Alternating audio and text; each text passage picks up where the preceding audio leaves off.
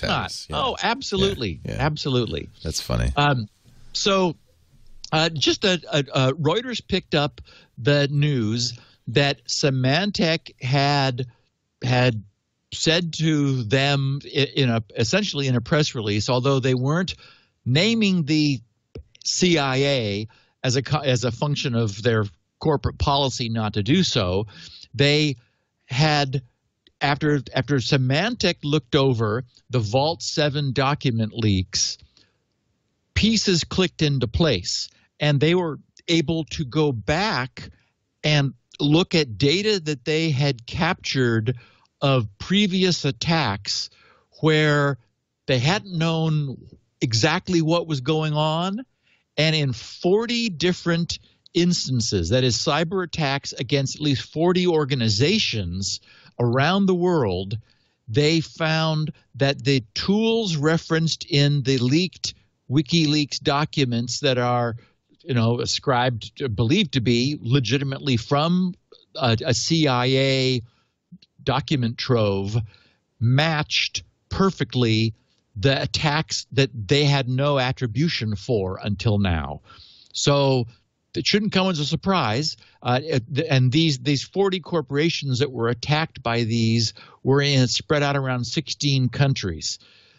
So just sort of an interesting data point that, this is what you would expect. And, props to Symantec for being in the business, having their feelers out, collecting this sort of data, and then saying, we ought to take a look at the stuff we've collected in the past and see if any of this now makes more sense. And they found out, yes, apparently, indeed it does. Now, were they widespread, hack attacks, or were they targeted? These were targeted against specific organizations. Okay, good. So good. Symantec probably has contractual security relationships with companies all over the place. And so they've got their monitors and probes in those companies' networks. Got it. And so they're collecting data and archiving it in order to understand what's going on. You have to wonder if they went to those companies and said, hey, by the way, that attack? That was the CIA. Yeah.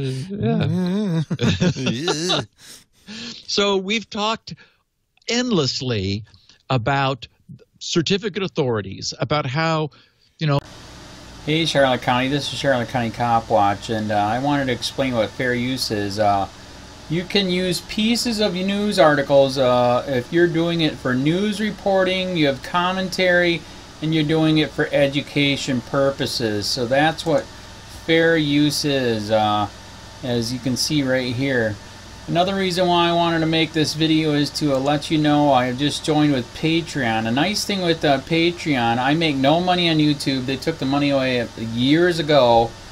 And so this is another way to give, and it's a nice thing too, because you can give monthly.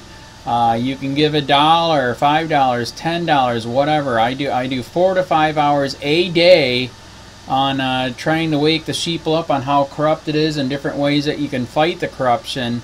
So Patreon is a way that you can do it, and then of course the old way is still there. Donate to Charlotte County COPWATCH with PayPal or credit card.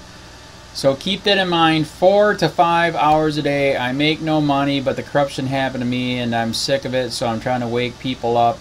But my wife would love it if if we could get some help out there. There's 47,000 subscribers.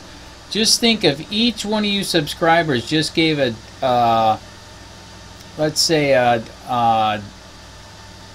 actually, yes, $1 a month. 47,000 subscribers gave $1 a month.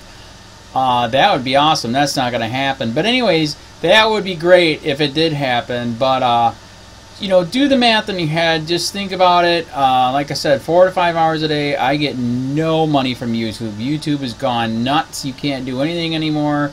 They're taking the money away everywhere. So these are a couple different ways that you can still help out with all this time that I put in. And as you know, I'm in a special situation where, at least I can do it. 4 to 5 hours a day. We have a cleaning company during the day. That's what allows me to do this, and we're debt-free. So this is my hobby. I don't go fishing and all that other crap. I try to save the world. So help me out to make the wife happy, man. In fact, if you guys did give $1 a day, and there was 47,000 of you, and you did it, and each of you gave $1, and that was every month, oh my God, yes, I could quit. I could start suing them. Another idea too that we have is, you know, if I got, you know, some funds, we could actually contact everyone that has been ticketed and or arrested and put in jail and start sending them postcards to let them know we're here, and to see if everything went all right, and if it didn't, find out their story. So we could even do more investigations and more lawsuits. Lawsuits take money. So just think about that. You know, 47,000 of you so far right now, you know, $1 a day, I mean $1 a month on Patreon, or $5 a month Patreon, 10, 20, whatever. Just do the math in your head, help out. This is a lot of work every single day. Thanks.